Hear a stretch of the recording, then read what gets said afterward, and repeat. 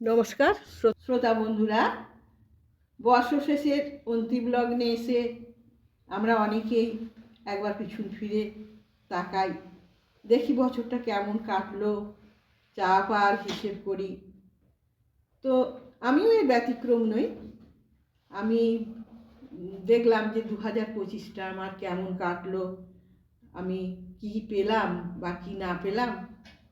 তবে আপনাদের কাছে বলতে আমার কোনো সংকোচ নেই। 2025 সাল আমার ভীষণ ভালো কেটেছে। আমি দু এক জায়গায় ঘুরতে গেছি, আর সর্বোপরি এই লেখা বা কবিতার প্রসঙ্গে প্রচুর মানুষ বা আমার শ্রোতা বন্ধুদের সঙ্গে আমার পরিচয় হয়েছে।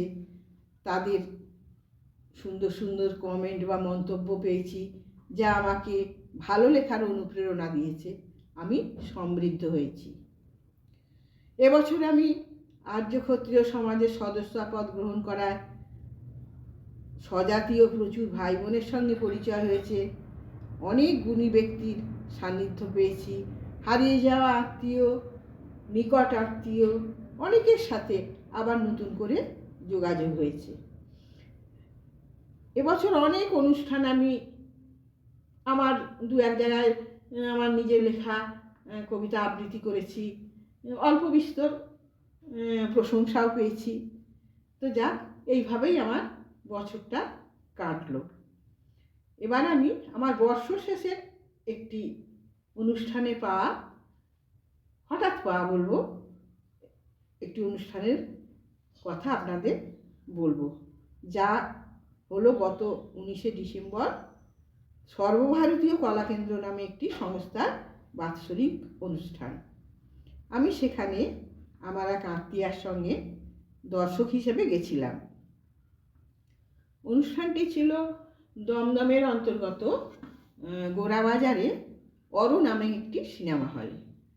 আমরা সেখানে যথাসময়ে পৌঁছাই এবং সংস্থার কর্ণধার মাননীয় ধ্রুবজ্যোতি কর মহাশয় প্রদীপ প্রজ্বলন করে অনুষ্ঠানের সূচনা করেন।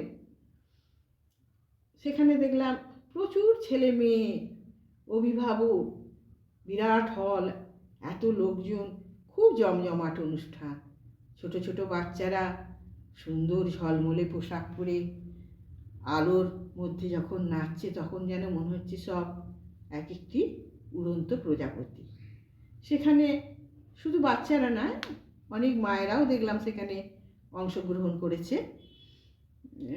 কেউ নৃত্যনাট্য করলো, কেউ বক্তব্য রাখলো, কেউ আবৃত্তি করলো। এইসব দেখে আমার মনের মধ্যে একটা যেন চাপা ইচ্ছে জাগলো। এত বড় অনুষ্ঠান, এখানে যদি কোনোভাবে কিছু অংশগ্রহণ করা যেত। কিন্তু ইচ্ছা তো সেই নিয়মের আগড়ে বাঁধা, কারণ আগে থেকেই ঠিক ছিল যে এখানে কেবলমাত্র ওই সংস্থার সদস্যরাই অংশগ্রহণ করবে। আমি আমার আত্মীয়ার সঙ্গে জাস্ট গল্পের ছলে কথাটা শেয়ার করলাম। ও বলল, আচ্ছা দাঁড়া, দেখি আমার স্যারকে একবার বলে দেখি, বলে উঠে গেল। তা উঠে গিয়ে কী বলল, হয়তো আমার বিষয়ে কিছু বলল, যে আমার কাকিমা এই অনুষ্ঠানে অংশগ্রহণ করতে চায়। তা দেখলাম ভদ্রলোক এক কথায় রাজি হয়ে গেলেন। যথাসময়ে আমার নাম ঘোষণা করা হলো। আমি তো একদম একটা চাপা উত্তেজনায় কাঁপছি, কারণ এত বড় অনুষ্ঠানে আমি এর আগে অংশগ্রহণ করিনি, আর আমার কোনো প্রস্তুতিও ছিল না। তো যাক, নাম ঘোষণার পর আমি স্টেজে গেলাম এবং আমার নিজেরই লেখা একটি আবৃত্তি শোনালাম। শেষে দেখলাম করতালিতে হল একদম ফেটে পড়েছে। যাক, স্বস্তি পেলাম, ঠিকঠাক হয়েছে। তো এও আমার আর এক প্রাপ্তি। এবার আসার পালা। আমি এর আগে তো সংস্থার কর্ণধার মানে ওই ধ্রুবজ্যোতি কর মহাশয়ের সঙ্গে আমার আগে পরিচয় হয়নি। তা উনি আমাকে একটা এত বড় সুযোগ দিলেন, একটু ধন্যবাদ জানানোর জন্য ওনার সঙ্গে দেখা করতে গেলাম। উনি আমার আবৃত্তির একদম উচ্চ প্রশংসা করলেন এবং আগামী বছর এই সংস্থাটির 50তম বর্ষ পূরণ হবে, সেই উপলক্ষে আমাকে আমন্ত্রণ জানালেন। আমি অভিভূত হলাম। আমি ভাবলাম যে এত বড় অনুষ্ঠানে আমাকে যে সুযোগ করে দিয়েছেন, মানে নিশ্চয়ই সহৃদয় ব্যক্তি। নাহলে আমার তো ওখানে, আমি নাচ গান কিছুই জানি না, আমি যা পারি একটু আধটু লিখতে বা ওই কবিতা বলতে, কিন্তু তবুও উনি আমাকে এই সুযোগটা দিয়েছেন। তাই এইভাবেই বছরটা আমার ভালো মন্দ মিশিয়ে, মন্দ বলবো না, ভালোই কেটেছে। এবার আমি ওই সংস্থাটি সম্বন্ধে দু একটি কথা বলি। এই সংস্থাটি হলো 1 নম্বর থেকে, আমাদের দমদম 1 নম্বর থেকে বিরাটির দিকে যেতে যশোর রোড, ওখান থেকে 5-7 মিনিটের রাস্তা। এবং যে উনি ভদ্রলোকের এই সংস্থাটি, উনি নিজেই এই অনুষ্ঠানটি পরিচালনা করলেন এবং নিজেই এই সংস্থাটি পরিচালনা করেন।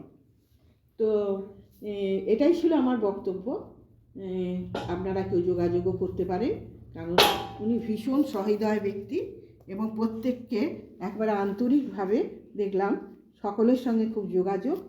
প্রতিটি ছাত্রছাত্রী কেমন সাজছে, কেমন পোশাক পরেছে, প্রত্যেকের সঙ্গে দেখলাম একদম নিখুঁতভাবে একাই অনুষ্ঠানটি, এত বড় অনুষ্ঠানটি পরিচালনা করলেন।